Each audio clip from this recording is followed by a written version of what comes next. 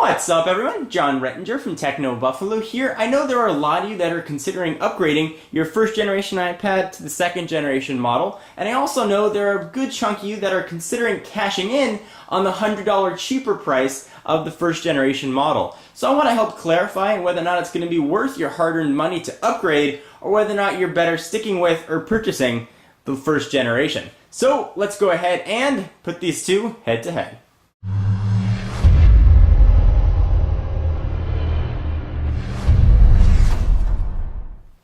So let's run through some of the most salient specs of these two tablets. The screens on both are exactly the same.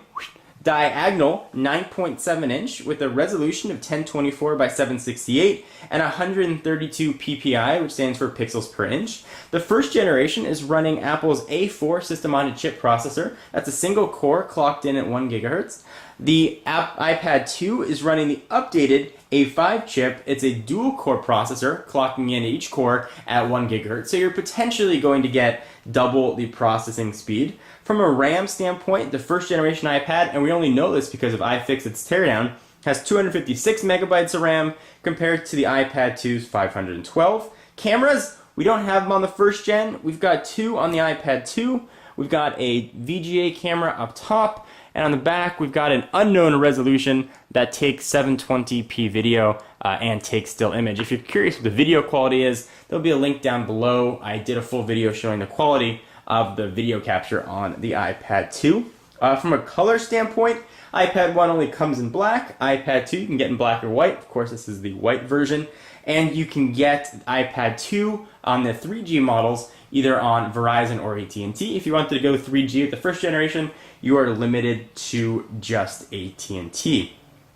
So it's got an extra core, it's got double the RAM, but how does that translate to a user experience? The iPad 2 is definitely faster, but how much faster is it going to be? Well, let's go ahead and run some speed tests. Let's go ahead and close everything that's open, and I know that it doesn't matter all that much when it comes to the Apple products leaving stuff open in the background, but I want to make sure that we have everything closed. We're going to run a browser speed test. These are running on Wi-Fi on the same Wi-Fi networks. Generally, I don't clear the cache before I do these video comparisons. I like to show what it's going to look like for a website you visit regularly. However, I'm going to make the exception here. I'm going to go in and I'm going to clear the cache. So we'll go ahead and clear cache, clear it there, and we'll do the same thing on the first generation iPad. You know, I never thought the first generation iPad was slow. You definitely notice a speed difference on the iPad 2, but let's see how much a difference that's going to be. Alright, so cache has been cleared. Let's go ahead and load up Techno Buffalo on each. Alright, so let's go ahead and queue that up. Got it ready to go there. Let's do the same thing on the first generation. Let's go ahead and push them at the same time, or at least attempt to. Alright, and they are off and again connected to the same Wi-Fi network. Of course, iPad 1 on the left, iPad 2 on the right. iPad 2 has almost loaded the entire website. iPad 1 is still loading. iPad 2 is done. iPad 1 is about halfway. We haven't even seen the content show up yet. And I should mention this is a pretty fast Wi-Fi network. Speeds range anywhere from 30 to 40 megabits per second. So now we're starting to see some content. It's queued up, almost done. Still loading. So clearly what we're seeing, at least with Techno Buffalo, is the iPad 2 handles it much, much faster. However, is that representative of other sites, or is it just maybe Techno Buffalo is more optimized for the iPad 2, or has more pictures and is intensive that takes better advantage of what the iPad 2 has to offer? iPad 1 here is still loading, so let's just suffice it to say that the iPad 2 is significantly quicker, at least in this test, for loading the site. Let's go ahead and load the YouTube channel. So that'll be youtube.com/John4Lakers, and let's see if there's any sort of speed difference here. And this is still loading, and now it is done. So let's go ahead and try and get both of these to load at the same time and see if there's any sort of speed difference.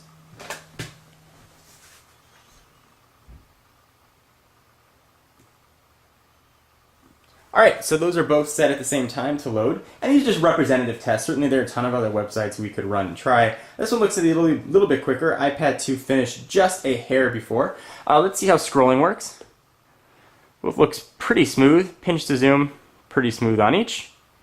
Not that giant a difference. I will say in browsing tests, the Techno Buffalo test was a bit on the unique side. The iPad 2 is definitely quicker. It's not a giant amount quicker when loading websites, especially on the same Wi-Fi network, but it's definitely a little bit faster.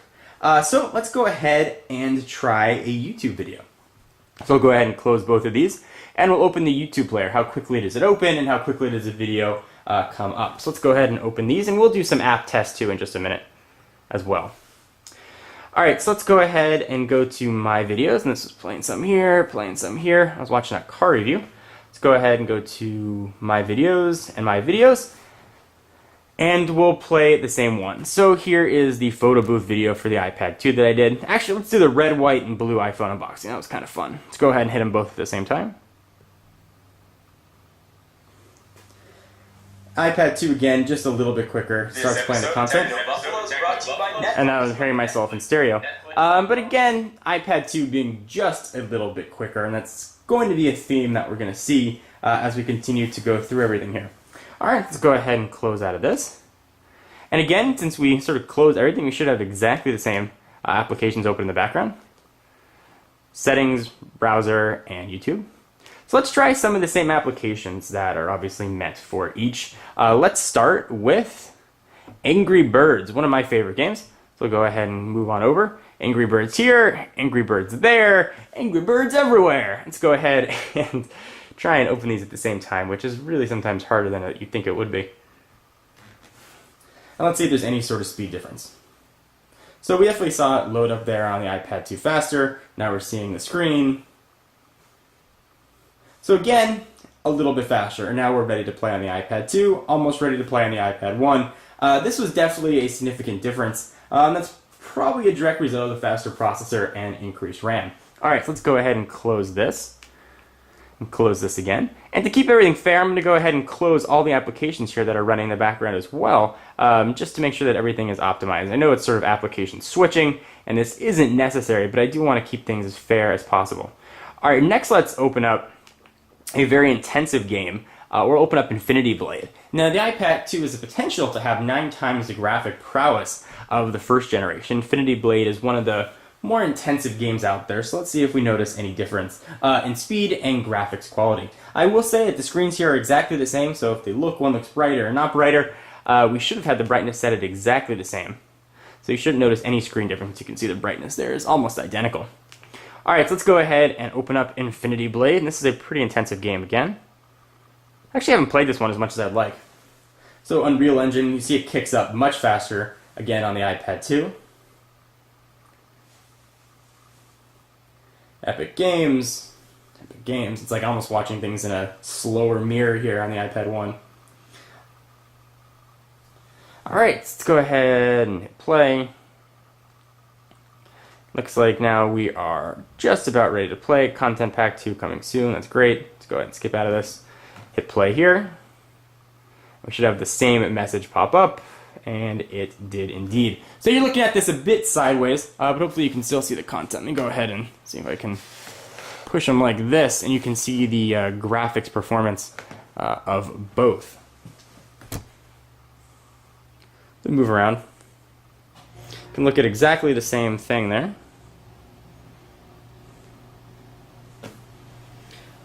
They both look pretty good. I'm not really noticing that much graphics difference on the iPad 2 versus the iPad 1. Alright, let's go ahead and close out of these. And certainly we could get a little bit more granular, but in the interest of time, we'll say they both look decent. The iPad 2 definitely has more potential. And the potential is really the big differentiating factor here. So right now, most of the applications that were built with the iPad 1 in mind, and the iPad 1's power in mind. Applications moving forward will probably be shifted to the iPad 2's power. It's potentially double the CPU and potentially 9 times better graphics. So while you might not see a big difference now between the iPad 1 and the iPad 2 when performance comes into play in games, I definitely are going to see that moving forward. So that being said, is the iPad 2 worthwhile to upgrade over your iPad 1? And for me and for my money, the resounding answer is no. I don't see much of a compelling reason to upgrade from the iPad 2 to the iPad 1. It's certainly, you're going to get a little bit faster speed, you're going to get a little bit better graphics performance. But the iPad 1 is still an extremely capable device. I think you're going to be better off saving your money unless you have to have the latest generation product, or you can sell it for a good deal. I think you're going to be better off hanging on to the iPad 1. And if you're looking for a bargain, you might want to pick up an iPad 1 for $100 off. Come in all the same configurations as the iPad 2.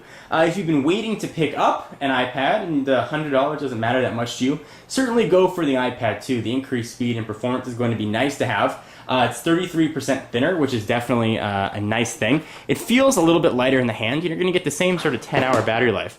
You can see the two of those side by side.